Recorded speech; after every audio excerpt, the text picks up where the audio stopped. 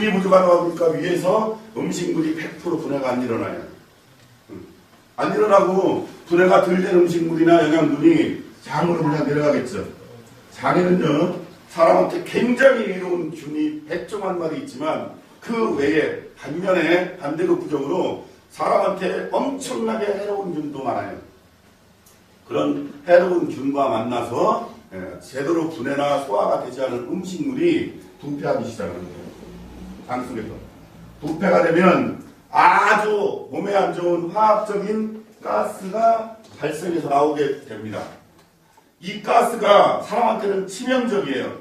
일부는 방구를 통해서 몸 밖으로 배출이 되지만 대부분이 장벽을 통해서 흡수가 되어버린다는 거죠. 흡수가 돼서 어디로 가요? 혈관으로 가게 되는 거예요.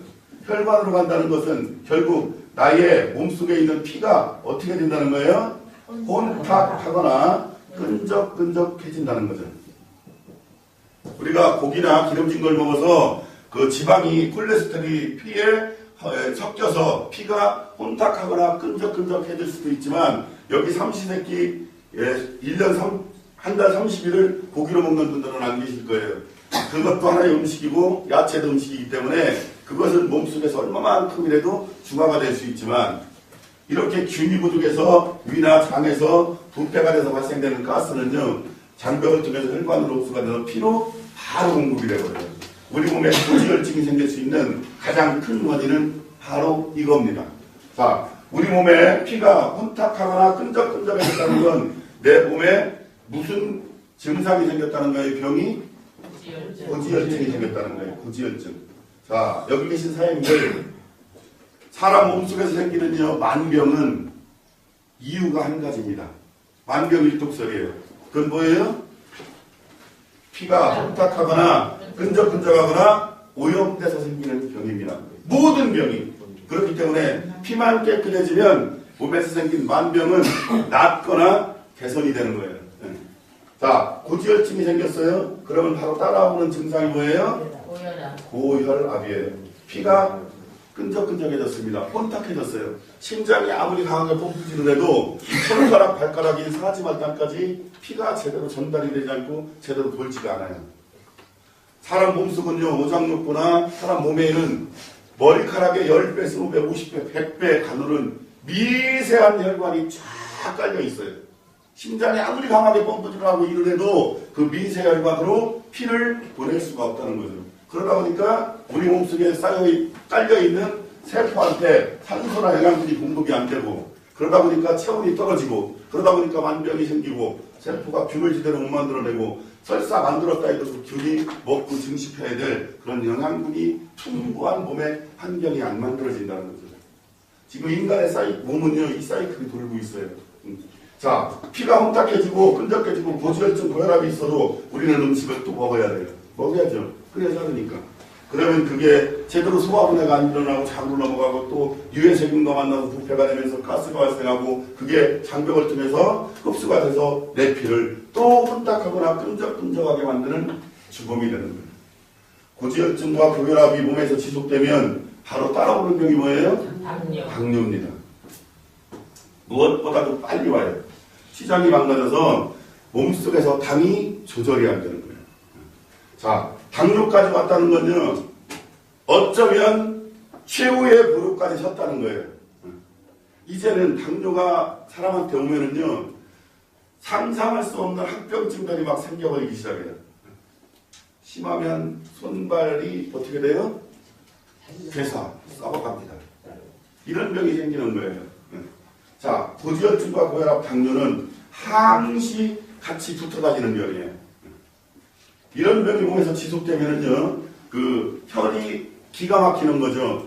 고여있는 물은 썩듯이 피가 안 통하면 거기는 어떻게 돼요? 오염되고 거기는 상하기 시작하고 썩기 시작하는 거예요. 그러면서 체온은 한없이 떨어집니다. 그러면 생기는 게 뭐예요? 아주 안 좋은 기운과 안 좋은 물질이 생겨요. 그게 뭐예요? 암입니다. 암. 최종적으로 사람은 암에 걸리는 거예요. 자, 고지혈증, 고혈압, 당뇨, 암. 이렇게 안 좋은 병을 내 몸에서 발생되지 않거나 발생이 됐어도 내 몸이 스스로 치료할 수 있는 자연 치유 능력을 내가 내 몸에 심어주기 위해서는 몸의 주인인 내가 내 몸에 무엇을 많이 생산하게 만들어주면 될까요? 그렇죠. 균만만이 충분히 생산을 할 수 있게 해주면 그때부터는 내 몸이 알아서 내 몸을 치유하는 거예요. 그게 내 몸이 스스로 치유하는 자연 치유 능력이 커지는 겁니다. 그렇게만 하면요, 내가 병에 걸릴 일이 없다. 자, 근데 아까 제가 말씀드렸어요. 자, 우리 사장님들 프로바이오텍스가 뭔지 아세요? 프로바이오텍스. 아시는 분 손 들어보세요. 선물 드릴 건데. 그러면 프리바이오텍스는요? 우리 활관사님 어제 들으셨을 텐데 답변을 안 하시네. 프리바이오텍스는 살아있는 유산균을 얘기해요. 프로바이오텍스는 유산균이 먹어야 될 먹이입니다. 먹이. 제가 아까 말씀드렸죠. 과학이 아무리 발달했어도 몸속에 살아있는 이로운 균은 밖에서 만들어서 내 몸 안으로 넣어줄 수 없다고. 그러니까 균은 우리가 밖에서 만들어서 몸 안에 넣어줄 수가 없어요. 그건 세포만이 만들어낼 수 있고, 세포가 만들어낼 수 있는 환경, 즉 영양분과 만들어진 균이 먹고 증식해야 될 균은, 즉 프리바이오텍스는요, 우리가 얼마든지 몸 밖에서 만들어서 몸 안에 넣어줄 수가 있다. 그게 뭐예요? 한학스 엔자임이다. 한학스 엔자임은 프리바이오텍스예요. 세포가 균을 만들어낼 때 필요한 영양분, 만들어진 균이 먹고 증식할 수 있는 영양분, 이거예요. 자, 한학스 엔자임은 어떻게 만들어지느냐? 우리가 먹는 각종 야채, 과일, 그리고 야채, 산야채 50여 가지로 만들어요. 50여 가지로. 자, 과일과 야채와 약초 속에는 프리바이오텍스, 효소가 될 수 있는 성분이 다 들어있습니다. 다 들어있어요. 그 성분만 추출을 하는 거예요.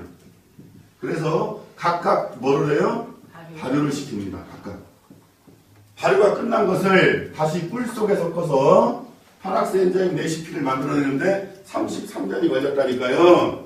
다시 그 한학스 엔자임이 낼 수 있는 그 성분대로 정확히 섞어서 다시 한번 발효를 시키는 거예요.